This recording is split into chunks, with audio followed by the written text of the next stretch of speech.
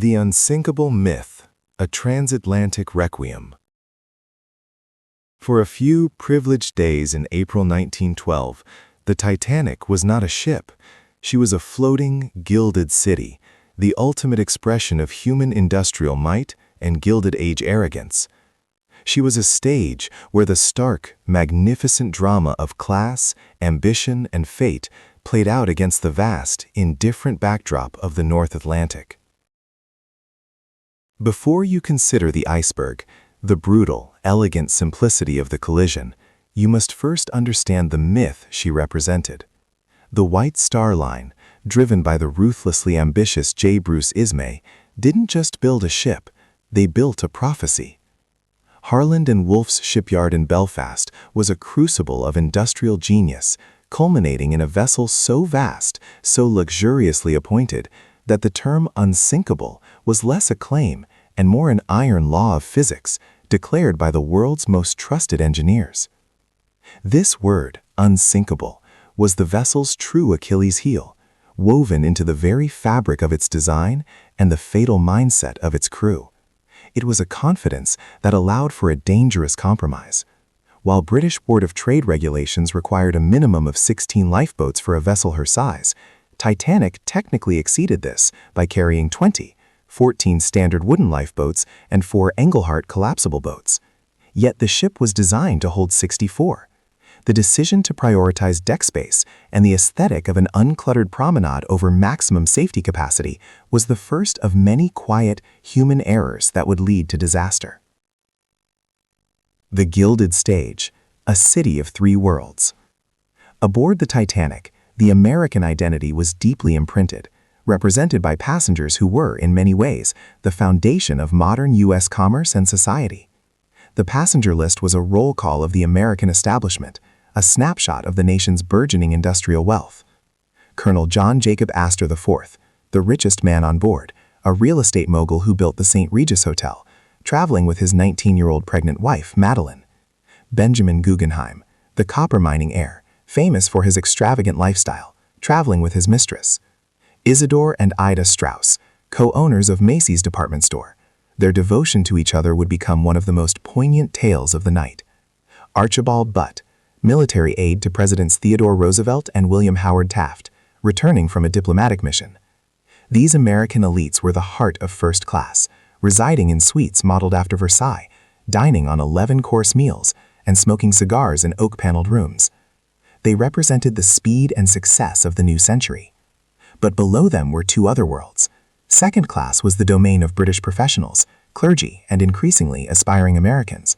And third class, or steerage, was the true melting pot, a desperate, hopeful collective of immigrants, Irish, Scandinavian, Lebanese, clutching their life savings and their single ticket to Ellis Island and the American dream. Their $40 fares bought them a dormitory berth, but also a chance, and it is a rarely told fact that the steerage accommodations on Titanic were more luxurious than the second-class cabins of many older liners. This was a symbol of hope, that even the poorest were guaranteed a certain level of comfort on this magnificent voyage. The invisible enemy: ice, speed, and hubris. The journey itself was unremarkable until the final day. Captain Edward J. Smith, a veteran of the White Star Line, this was to be his triumphant final command before retirement, was pressured by the unspoken need to complete a record-breaking maiden voyage. Ismay, the managing director, was on board, a subtle, constant presence urging haste.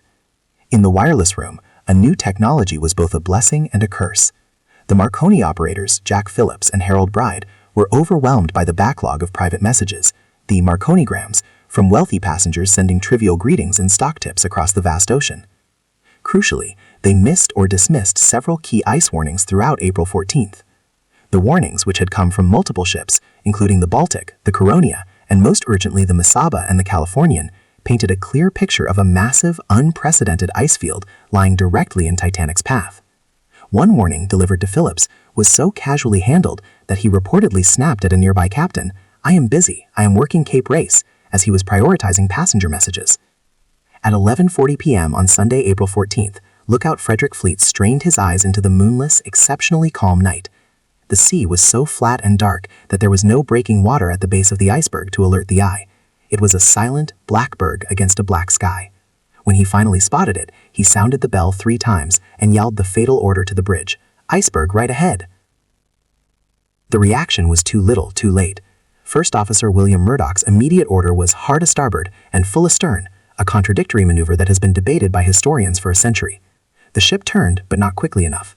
Instead of hitting the iceberg head-on, which the ship was designed to survive, the vessel scraped its starboard side along the submerged spur of ice. This action created 6 small but fatal breaches in the hull over a length of approximately 300 feet. The mathematics of death. The moment of collision was so subtle, so much like a heavy rumble of dragging an anchor, that most passengers dismissed it as a minor mechanical issue. Many of the third-class passengers were awake and felt the impact more sharply, but the general feeling was a slight concern, not impending doom. Thomas Andrews, the ship's designer, was summoned immediately to assess the damage.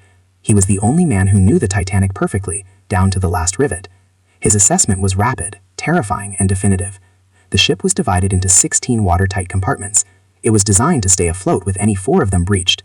The iceberg had breached the first 6. Andrews delivered the brutal truth to Captain Smith. The damage is serious.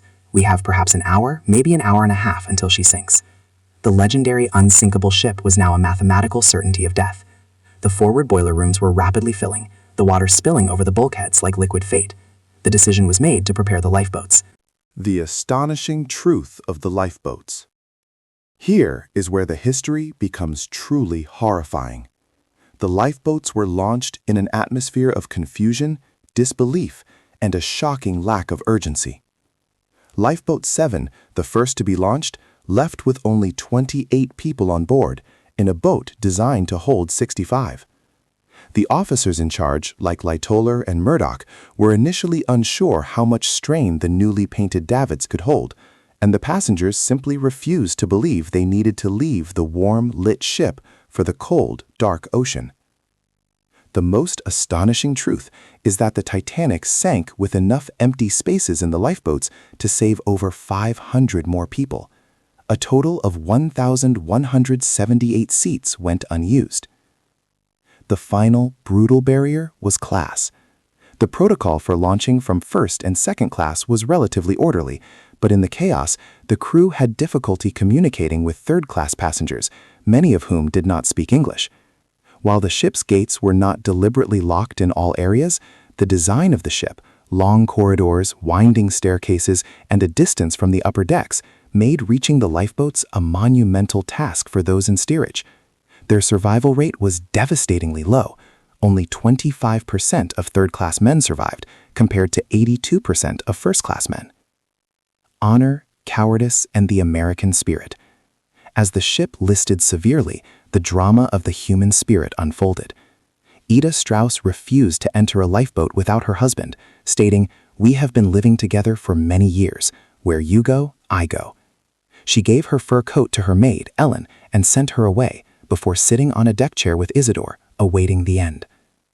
Benjamin Guggenheim, realizing his fate, reportedly changed into his best evening dress, telling a steward, "We are dressed in our best and prepared to go down like gentlemen."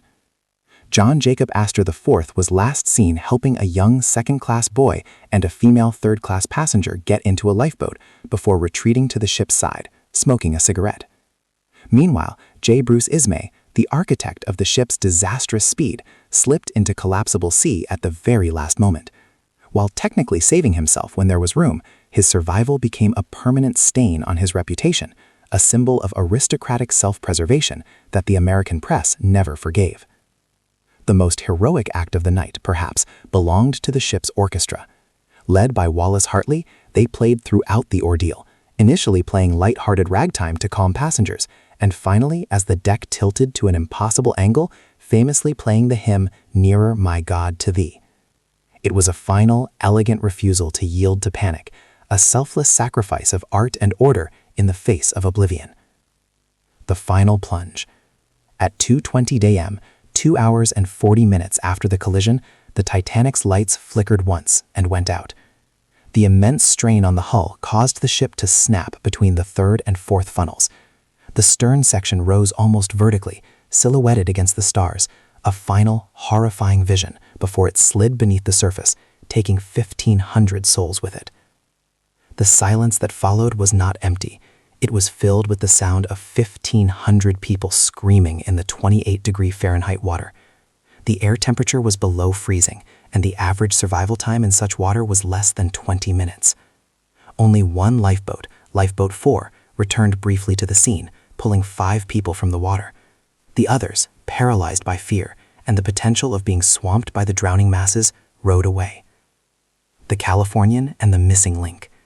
The most infuriating, astonishing detail of the whole tragedy is the story of the SS Californian. She was a mere 10 to 12 miles away from the Titanic, stopped in the ice field for the night. The Californian's crew saw the Titanic's distress rockets, described as a sequence of 8 white flares. The Californian's captain, Stanley Lord, was alerted, but tragically misinterpreted the signals as either simple company rockets or perhaps rockets fired by a smaller fishing vessel. He failed to rouse his wireless operator, who had turned in for the night a half hour before the collision. The Californian sat inertly. The Titanic sank. The distance between the ships was so small that had the Californian steamed immediately towards the rockets, they would have arrived in time to save almost every person. This stunning failure of human communication and judgment remains one of history's most tragic what-ifs. The legacy and the requiem. The few survivors in the lifeboats were finally picked up by the RMS Carpathia at dawn. They were brought to New York, where the magnitude of the disaster was first truly understood. The immediate public inquiry, heavily influenced by American sentiment, was launched by Senator William Alden Smith, demanding answers and a complete overhaul of maritime safety. The sinking of the Titanic did not just take lives, it shattered the faith in technology and the infallibility of the elite. The unsinkable became a permanent metaphor for human hubris. From that night forward, international laws were created. Ships must carry enough lifeboats for every person on board. Wireless operations must be manned 24 hours a day. The International Ice Patrol was established to monitor the Atlantic icebergs. The wreck of the Titanic lies in 2 massive sections, 12,600 feet below the surface, separated by 2,000 feet of seabed. It is the final resting place of a myth, a museum of Edwardian opulence, and a chilling monument to the moment the 20th century learned that no matter how gilded the tage, nature is always the final judge. The Titanic was America's and the world's most beautiful, most tragic lesson in humility.